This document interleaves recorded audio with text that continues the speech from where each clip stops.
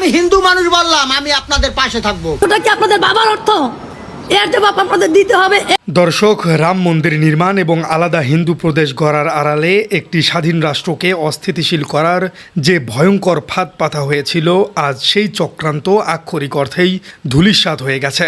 সঠিক খোঁজ না হয় না, তাহলে বাংলাদেশের অর্ধেক সম্পত্তি হিন্দুদের।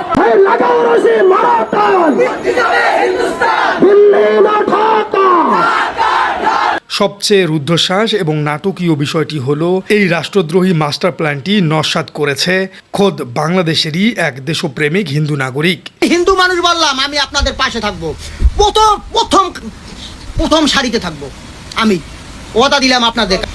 তাই বাংলাদেশের প্রত্যেকটা মুসলমানকে বলবো, ওরা যেভাবে বক্তব্য দিতেছে, ওরা যেভাবে কাজ করতেছে, আপনারা সঠিকভাবে রাস্তায় নামেন, ওদের পরিকল্পনা সফল হইতে দেওয়া যাবে না।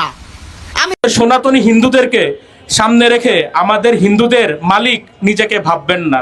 এবং বাংলাদেশের আপমর হিন্দু জনগণ সামাজিক যোগাযোগ মাধ্যমে ভাইরাল হওয়া এক বিস্ফোরক ভিডিও বার্তায় তিনি সরাসরি জানিয়ে দিয়েছেন, জয় শ্রীরাম স্লোগানধারী এবং আলাদা প্রদেশের হুমকিদাতারা কেউ এদেশের সাধারণ নাগরিক নয়। আপনারা যে হিন্দু, এটা কি আপনাদের মাথায় আছে?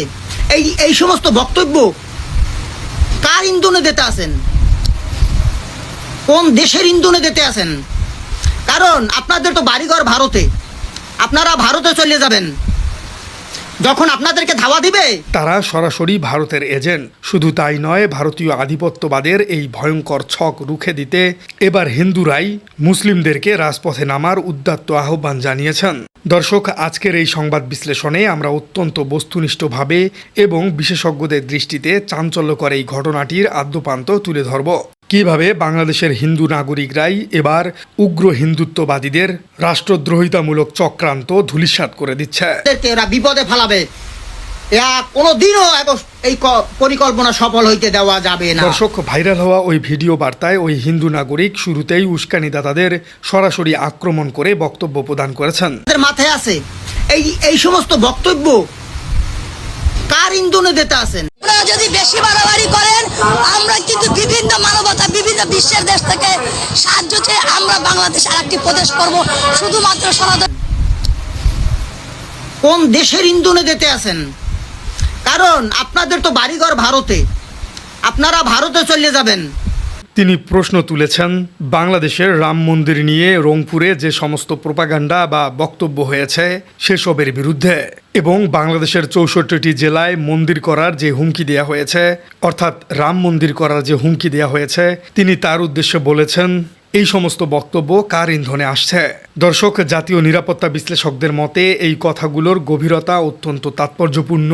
একজন সাধারণ নাগরিক খুব স্পষ্টভাবেই অনুধাবন করতে সক্ষম হয়েছেন যে হঠাৎ করেই উত্তরাঞ্চলে মেগা রাম মন্দির নির্মাণের ধোঁয়া কেন তোলা হচ্ছে। এটি মূলত কোনো ধর্মীয় ভক্তি বা উপাসনার অংশ নয়। ভূ রাজনৈতিক বিশ্লেষকদের মতে এটি একটি সুপরিকল্পিত বিদেশি রাজনৈতিক প্রজেক্ট। ওই অর্থটা কি আপনাদের বাবার অর্থ?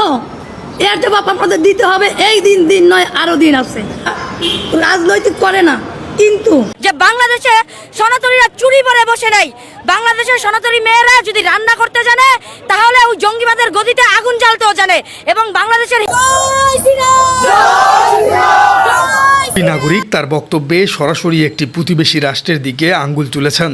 ইতিহাস পর্যালোচনা করলে দেখা যায়, এই ভূখণ্ড ঐতিহাসিকভাবেই একটি সাম্প্রদায়িক সম্প্রীতির জনপদ। হিন্দু ধর্মাবলম্বীরা যুগ যুগ ধরে অত্যন্ত শান্তিতে বসবাস করছেন। অত্যন্ত জাঁকজমকপূর্ণভাবে দুর্গাপূজা, শিব পূজা এবং কালী পূজা উদযাপন করছেন। এসব পূজায় অতীতে কখনো কোনো প্রতিবন্ধকতা সৃষ্টি হয়নি। তাহলে হঠাৎ করে জয় শ্রীরাম স্লোগান কেন দেয়া হচ্ছে? রাজনৈতিক দলের মূল স্লোগান থাকে একটা, তো সেই ভারতের বিজেপি নামক রাজনৈতিক দলের স্লোগান হলো জয় শ্রীরাম। সেই জয় শ্রীরাম স্লোগান দিয়েছে যতগুলো মানুষ ওই সমাবেশে ছিল। এরা কি শুরু করেছে? এদের বিরুদ্ধে কেন কঠোর ব্যবস্থা নেওয়া হয় নাই ওই চিন্ময় কৃষ্ণ দাসের মতো? কেন সমাজবিজ্ঞানীরা মনে করছেন, এই স্লোগান একটি নির্দিষ্ট দেশের কট্টর হিন্দুত্ববাদী রাজনৈতিক সংগঠনের, অর্থাৎ ভারতীয় RSS এবং বিজিবির। এই দাঙ্গাবাজ স্লোগানকে অত্যন্ত সুকৌশলে দেশের অভ্যন্তরে আমদানি করা হচ্ছে।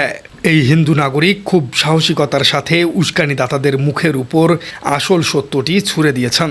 তিনি স্পষ্টভাবে দাবি করেছেন, আপনারা ভারতের এজেন্ট। ভারতের হয়ে আপনারা কাজ করছেন। দর্শক, ভিডিও বার্তায় সবচেয়ে আবেগঘন এবং বাস্তবসম্মত অংশটি হল সাধারণ হিন্দুদের নিরাপত্তা নিয়ে চরম উৎকণ্ঠা প্রকাশ। ওই ব্যক্তি উস্কানিদাতা এবং দালালদের চরম সত্যটি স্মরণ করিয়ে দিয়েছেন। তিনি উল্লেখ করেছেন, কারণ আপনাদের তো বাড়িঘর ভারতে, আপনারা ভারতে চলে যাবেন। যখন আপনাদের ধাওয়া দিবে তখন তো আপনারা ভারতে চলে যাবেন। এইখানে বাংলাদেশে যেসব সাধারণ হিন্দু, তাদের অবস্থা কি হবে? দর্শক, অপরাধ বিজ্ঞান এবং আন্তর্জাতিক সম্পর্ক বিশ্লেষকদের মতে ঠিক এখানেই লুকিয়ে আছে পুরো ষড়যন্ত্রের সবচেয়ে নির্মম সত্যটি। ইতিহাস সাক্ষী রয়েছে, যারা বিদেশি শক্তির দালালি করে নিজেদের দেশের বিশৃঙ্খলা তৈরি করে, তারা বিপদের সময় দেশে অবস্থান করে না। হাইব্রিড ওয়ারফেয়ার বা ছায়াযুদ্ধের কৌশল হিসেবে বর্তমান যুগে সরাসরি সামরিক আগ্রাসনের পরিবর্তে এ ধরনের ডাবল এজেন্টদের ব্যবহার করা হয়। উস্কানিদাতাদের প্রোফাইল বিশ্লেষণ করলে দেখা যায় এরা মূলত সেই ডাবল এজেন্টেরই অংশ হিসেবে কাজ করছে। বিপুল পরিমাণ ফান্ডিং সীমানার ওপার থেকে আসছে এবং এদের পরিবারের সদস্যরা আগে থেকেই সেখানে স্থায়ীভাবে বসবাস করছে। দর্শক, এই এজেন্টরা দেশে বসে হিন্দু রাষ্ট্র গড়ার স্বপ্ন দেখাচ্ছে এবং আলাদা প্রদেশের হুমকি দিচ্ছে।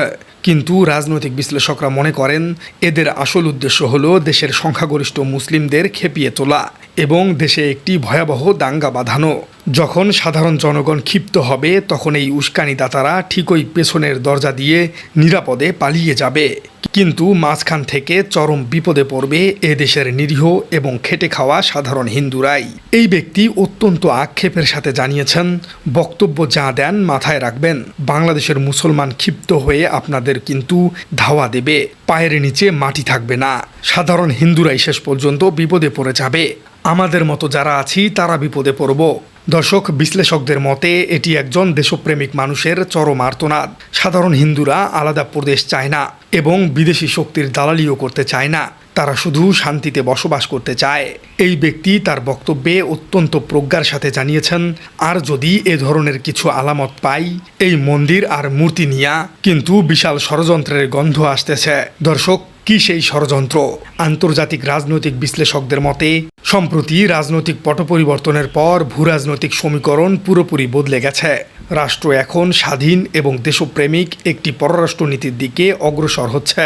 বিশ্বের বৃহৎ পরাশক্তিগুলোর সাথে নতুন মেরুকরণ হচ্ছে। এই দৃশ্য একটি নির্দিষ্ট প্রতিবেশী রাষ্ট্রের নীতি নির্ধারকদের রাতের ঘুম হারাম করে দিয়েছে। তারা খুব ভালোভাবেই বুঝতে পারছে এ অঞ্চলে তাদের আধিপত্যের দিন শেষ হয়ে আসছে, আর তাই একটি নতুন রাজনৈতিক খেলা শুরু হয়েছে। একটি সাম্প্রদায়িক কার্ড খেলার জঘন্য চেষ্টা চলছে। রাম মন্দিরের নামে দেশে অস্থিতিশীলতা তৈরি করার ছক কষা হচ্ছে।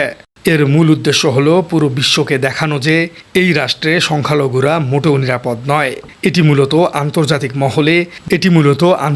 মহলে বাংলাদেশকে একঘরে করার এক সুগভীর ব্লুপ্রিন্ট। সাধারণ নাগরিকরাও এখন সেই ষড়যন্ত্রের গন্ধ খুব সুস্পষ্টভাবে অনুধাবন করতে পারছে। দর্শক, ভিডিওর শেষ অংশে ওই হিন্দু ব্যক্তি যা বলেছেন রাজনৈতিক বিশ্লেষকদের মতে তা আক্ষরিক অর্থেই নজিরবিহীন। একজন হিন্দু ধর্মাবলম্বী হয়েও তিনি নিজের সম্প্রদায়ের উগ্রবাদীদের বিরুদ্ধে রুখে দাঁড়িয়েছেন। শুধু তাই নয়, এই চক্রান্ত রুখতে দেশের সংখ্যাগরিষ্ঠ মুসলমানদের রাজপথে নেমে আসারও উদ্যত্ত আহ্বান জানিয়েছেন। কিন্তু বাংলাদেশের মুসলমানরা অত্যন্ত শান্তিপ্রিয়। এই ঘটনাটিকে আপাতত তারা রাষ্ট্রের হাতেই ছেড়ে দিয়েছে। প্রিয় দর্শক, আপনার কি মনে হয় বাংলাদেশের এই হিন্দু মুসলিম সম্পর্কের মধ্যে ফাটল ধরানোর জন্য আসলে কারা কাজ করছে? ভারতের মোদি নাকি পতিত স্বৈরাচার আওয়ামী লীগের এটি একটি বড় প্রজেক্ট? বাংলাদেশের হিন্দু এবং মুসলমানদের মধ্যকার সম্পর্ক কেমন বলে আপনি মনে করছেন? কমেন্টে জানিয়ে দিন আপনার মূল্যবান মতামত। আর আমাদের চ্যানেলে নতুন হয়ে থাকলে চ্যানেলটি সাবস্ক্রাইব করার অনুরোধ থাকলো। দেখা হচ্ছে পরবর্তী কোনো ভিডিওতে। আমি আসলে আজকে রাজনৈতিক বিষয় নিয়ে কোনো কথা বলবো না, তারপরেও এখন আমি সাফ কথা এক কথা বলতে চাই, বাংলাদেশে হিন্দুদের বিরুদ্ধে যারা কথা বলবে তাদের ঠ্যাং ভেঙে দেওয়া হবে এবং বাংলাদেশে হিন্দুদের জন্য আমরা একটা আলাদা প্রদেশ গঠন করব। বাংলাদেশে সনাতনী হিন্দুদেরকে সামনে রেখে আমাদের হিন্দুদের মালিক নিজেকে ভাববেন না। হর হর